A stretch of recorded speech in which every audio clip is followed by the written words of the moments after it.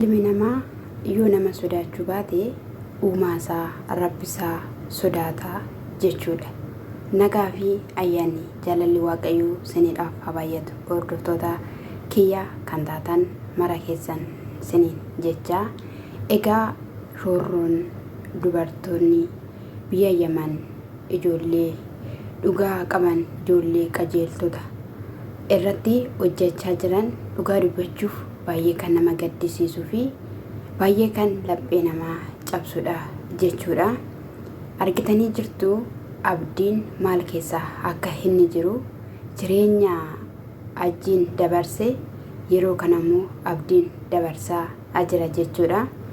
Egaa ililiinis maal akka abdiin jechaa jirtu akkasumallee jaalatee akka hin taane jireenyi isaa hundumtiyyuu tankaraatataa yookiin immoo nama karaarra jiraatu akka ta'uudhaaf kan isaanii shoora taphachaa jiran jechuudha. Haa ta'uyyuu malee Zaalikaan intalli ishiin badde turte sun samoona hin turre viidiyoo gadi galakkisaa jechuudha. Mana hin turre jechuudha. Sanarraan kan ka'e dhufteetu anatu ilillii fi akkasumallee abdii walitti araarsee ture. Abdiin rakkoo keessa jira. Ililliin yeroo inni hojiidhaa galee suree isaa barbaruudhaan fidee qarshii kana naaf hin goone sana naaf hin goone jetteeni. Kanaafiyyuu waameenan anis isa gaafadha. Asii mana kana keessaa hin baatu jedhaanii. Garuummoo mana kana keessatti hambisuufi miti. Araarsuu godhaaf nan gaabbee jettee jirti jechuudha. Ani yeroo darbee maalin jedhe dubbiin kun sobadha dhugaa miti. In sobdii shirra irratti goote irraanii qabnee jedhee dubbadhee ture jechuudha. Egaa abdiin hin dhufee galgaladha jechuudha kan ishiin waamtee yeroo ciifamu natti fakkaate. Ililliinoo ennaan ililliin mana jirti rafteetti ennaan lakkeerramne hin dhageessedhanii maaliif na waamte. Kanaafiyyuu mucayyoon irramne waan ta'eef naallolti gaafa inni jedhuuni taa'i jetteen jechuudha. Maal inni ennaan taa'i dhaabbattee sitti himuu hin danda'u waan ta'eef jettee sana booda hin taa'ee ati qoyi yoom dhiira taataa dubartiin maaliif sitti roorristi an akka obboleessa kootittan si ilaalaa ati yoom nama taataa maaliin ishiin akkana si goote kiisii kee barbartee qarshii kenni sanaan akkana godhi siin jettu sin nagaa qabduu jenna nagaa qabna. Isa biraanis immoo nan galateeffanne anatu walitti sin araarse jennaan gaafa sana galatoomi siin hin jenne lama siin jennaare jennaan naan hin jenne maalii wanaan jettanii jettee jechuudha. Ati waaqamoo dhugaan siin jedhe galateeffannaan kun isa kamidha kan walitti naqesiidha. Kanii osoo jaalalaan jiranuu osoo yaada isaanii wal bira jiru yaada isaanii kan gargar godhe shiraan siidha jechuudha. Kanaafiyyuu dhugaan siin jedhe rabbi keessaniin sodaadhaa. Ilma namaa yoo sodaachuu baattan kallattiilee garaagaraadhaan eessatti na arga maalla godha yoo jettanillee isa sinuumee safeeffadhaa sodaadhaa. Har'a firdii kennaa jirtu borummoo firdii sinitti kennama. Karaan darbitan hin jiru. Dhugaan siniin jedhe ibiddatu sin guba. Hojii har'a sin hojjechaa jirtan roorroo sin har'a dhaloota irratti roorrisaa jirtan waan hafu sinitti hin fakkaatiin. Gootummaa ta'ee sinitti hin mul'atiin. Dhugaadha. Boruun garuu rakkoo guddaa keessa buutu jechuudha. Egaa sanaa booda osuma akkasittidhaan jirtu dhaqiitii surree kee fidii surree har'a dhachaa oolte. Waan inni irraa sitti agarsiisuun qaba jetteen jechuudha. Ilma namaa akkasitti gaafatamaame safuu dhaqoo safeeffatadha dhugaan siin jedhe. Sana booda inni dhaqeetu bakka surree fidee dhufee kenni baga fidee jetteeni maalidha jennaan taa'i jetteen hin barabbaruu jalqabde kiisii harka keesse. Sana booda doolaara 100 keessaa fuutee kanuma qabdaa jetteen maalidha jedheen jechuudha. Kanaafiyyuu akkuma ishiin barabbartee harkaa fuudhan harkaan fuudhaa. Ati yoomiyyuu naman taatu dubartiin addunyaa irra jirtu hundumtuyyuu dhalaan sitti roorristii maqaa biyyaa maqaa arsii moo maal jettee nyaattee jettiin jechuudha. Sintu akka inni maqaa nyaatu sintu akka kanaan irra bu'u sintu taasise dhugaan siniin jedhe.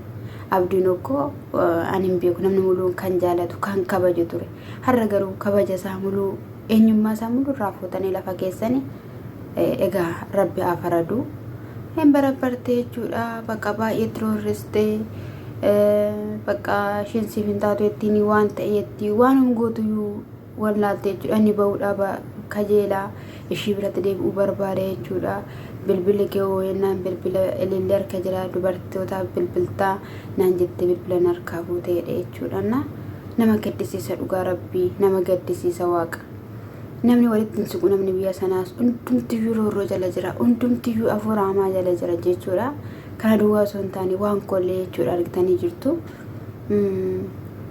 yeroo darbee abdii shakkaanii abdiidha naan jedhanii ani garuu abdiidhayyuu jedheeyyuu shakku jettee turte isheen illee jechuudha sana booda namni muluun komentii sana jalatti illee dhugaa sobadha jennee turre jechuudha hundumti keenya yuuti dhugaa nama gaddisiisa jechuudha amma immoo ishii sagalee keessa sana akka ishiin isistes ni yaadattu achi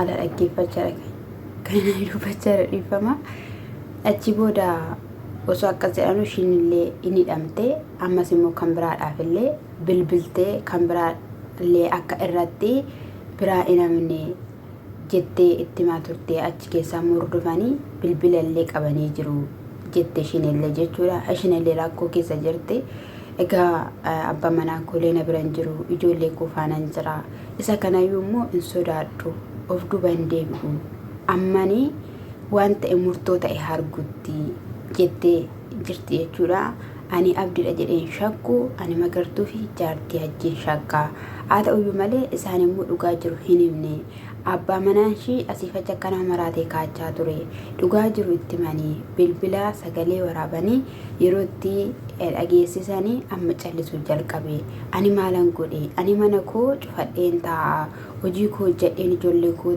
biratti galaa ani addunyaa kanarratti qoricha godhee asiin kaadhee achiin bahee takka ciisee takka qumaa ta'ee takka maal jedhee jiraachuu miti kan hin barbaadu amman jiraadhutti waanuma bareedaa ta'e hojjedheen jireenyuma bareedaa ta'e jiraadhee darbuun barbaada isaan immoo dhugaa jiru natti hin himne kanaafiyyuu mana hidhaa keessaas hin ba'anii jettee akkasumallee baay'een namoonni baay'een ati oromoo miti ati daa'ima qabda miti naan jettu ani yoon daa'ima qabaadheeyyuu daa'ima qaba jettee ishiin dabanarratti yaaduu hin dhiisne har'ayyuu arfaffaamu shanaffaaniyyuu achi shanaffaadha ishiin shanafittiin iyyuu achi teessee dubartii biraatti bilbiltee ammayyuu biraan afiinaa jechaa jirti jaaffaasii qabsiisee sin agarsiisa in argitu jakeessaniin jettee jirti jechuudha maali sababiin isaa dhugaan siniin jedhe jechuudha sila miseensa keessan ta'uu diddee sila asiifachi kaattee ilmoo oromoo irratti hojjechuu diddee sin bukkee dhaabbachuu sila diddee jettanii kana hunduma haadha daa'ima kanarratti yaaltu du'a lubbuu kooti jettee jirti jechuudha ishiinis dhugaa waaqayyo si haa gargaaru inna tamannatte rabbi kee dhugaan kee si haa gargaaru siin jenna namni nama hordofuu jechuun obboloota koome in ulfaata dhugaa rabbii in ulfaata maaliif jenna tokko fuula isaanii dhofkataniitidha eenyummaan isaanii akka mul'annetti jechuudha kan isaanii adeemaa jiranii jechuudha kanaafiyyuu rakkoodha jechuudha dhugaa rakkoodha garuu immoo gooftaan ishii gargaara malee jechuudha amma dhugaa jiran baasaniitti sin ba'an jette ji'a jaasaa ta'u waggaasaa ta'uu jettee jirti achuma kan ba'anii miti keessayyuu tokko sirrittiin garafamaa oolte kalisama jettee innaa jechuudha sirrittiin ani jedheeram feerroodhaan dhugaa feerroodhaan xeebaan iyyuu hin taane feerroodhaan cagalamu qabu dirmammaa'u qabu jechuudha akkam akka nama dhukkubsu akkam namatti akka dhaga'amu baruu qabu jechuudha isa kanadha inni biraas caaltuun jechuudha baay'ee gammadee jira baay'ee natti toleera manni kunoo mana keessummaa ta'e garuu immoo gammachuun ani gammadee kana keessaa seedoo nafuusaatti natti dhagahame jettee jirti jechuudha baga sillee rabbi si gammachiise baga gammadde siin jenna hundumti keessaniyyuu gammada dhugaan siniin jedhee gaddi akkam akka laphee namaa cabsu ni beekna jechuudha. Gammachuun immoo akkam akka laphee namaa boqochiisu ni beekna. Isa kanadha maatii kootiif illee bilbilee jira.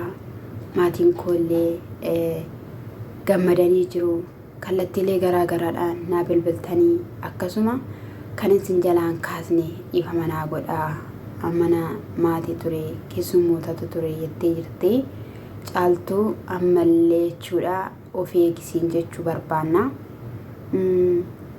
Keessummaa fakkaatanii si gaafachuu gammachuu kee hirmaachuudhaaf nama dhufan fakkaatanii mucaa kee kana fuudhanii akka hin baane kallattiilee garaagaraa namni ciisee hin jiru.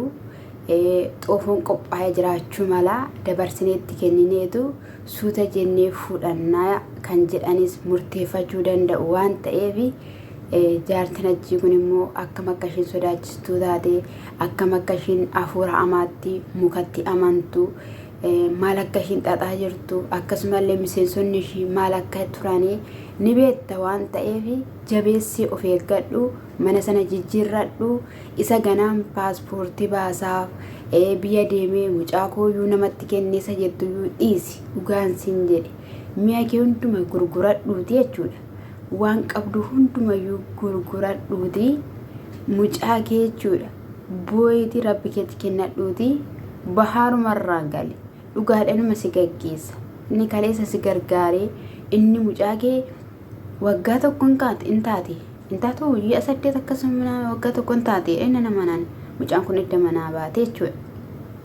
Inni akkasittiidha bareechee toora galchee mucaa kan harka keetti sii galchee dhugaa karaa kanarratti si gargaaruu hin dadhabu.